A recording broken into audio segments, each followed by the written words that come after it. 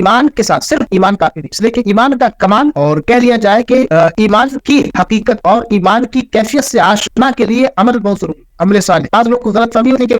پہلے عقیدہ اور یہ سب ٹناٹن ہونا چاہیے، باقی عمل جائے باہر میں، تو یہ تصور غلط ہے، اس لیے کہ آپ قرآن کے بیشتر مقامات پر دیکھیں گے جہاں پر قرآن نے کامیابی یا انسان کے لیے ہدایت کی بات کی، اس کے لیے فوز و فلاح کی بات کی ہے، اس کی صلاح کی بات کی ہے، تو ایمان کے ساتھ عمل صالح، عمل الصالحات اس کو ضرور جوڑا ہے۔ اس کا مطلب ہے کہ بہت بڑی پیاری بات حضرت خواجہ سیدنا ابو نجیب ضیاء الدین سہروردی جو سلسلہ سہروردیہ کے بانی ہے، وہ اپنی کتاب آداب المریدین کے اندر لکھتے ہیں کمال ایمان چار چیز، کمال ایمان تین چیزوں کا نام ہے، میں ایک چیز اور بعد میں ایڈ کرتے ہیں۔ کمال ایمان تین چیز، اقرار باللسان، پہلی چیز زبان سے اقرار اگر وہ اقرار، دوسری چیز تصدیق بالجنان، قلب سے تصدیق کرے، یعنی جو کچھ اقرار کر رہا ہے دل اس کی گواہی دے، دل اسے مانے۔ تیسری چیز ہے عمل بالارکان، اور جو کچھ بھی ارکان اسلام ہے، ارکان دین ہے، اس پر عمل بھی کرے، یہ تین چیز اگر اس کے اندر جمع ہو جاتی ہے تب جا کر کے کہا جائے گا کہ کمال ایمان اسے مل گیا۔ پھر انہیں ترتیب منازع کریں کہ انہوں نے کہا کہ من ترک الاقرار فهو کافر،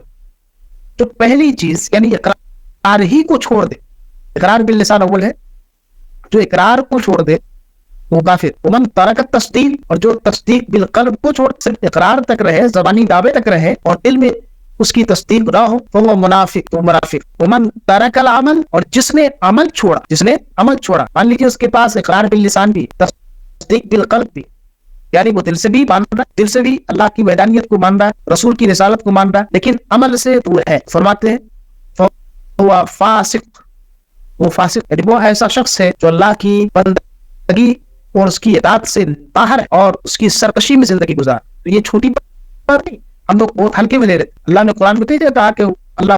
فاسقوں کو پسند نہیں، ہم یہ چاہتے، ہم یہ سمجھ رہے ہیں نا کہ چلو عمل سے دور رہو، عمل کچھ بھی رہو وہ تو معاف ہو جانا ہے۔ اللہ جب کہہ رہا ہے کہ پسند نہیں کرتا میں، تو آپ کیسے اللہ کے محبوب پر فاسق ہونا یہ کوئی چھوٹی بات نہیں، آپ چھوٹی نہ سمجھیں، اس کو ہلکے لے لیتے ہو۔ کیا ہے، نمازی تو چھوڑ رہا ہے، روزہ ہی تو چھوڑ رہا ہے، شراب پی لیا چلو توبہ کر لے گا ٹھیک، لیکن نہیں، اس سے بھی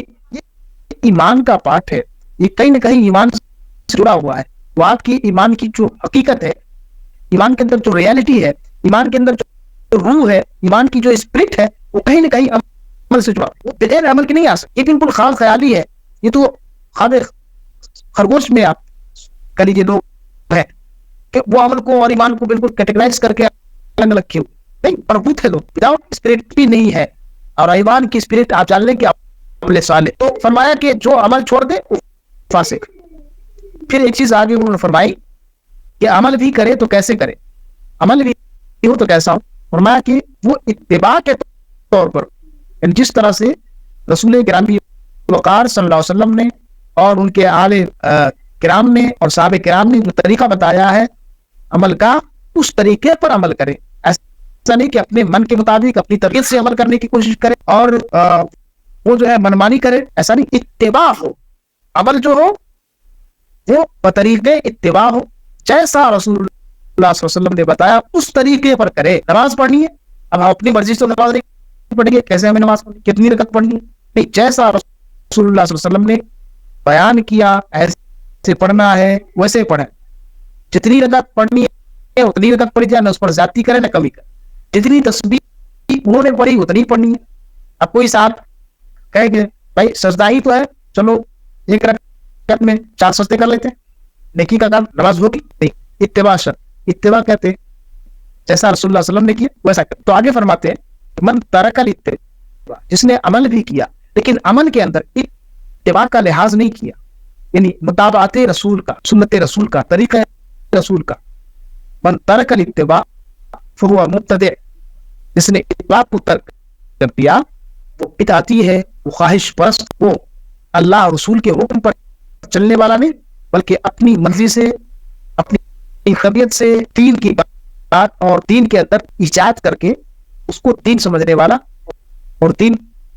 اپنی پیٹ اور اپنی طبیعت سے بنا کر کے وہ فالو کرنے والا۔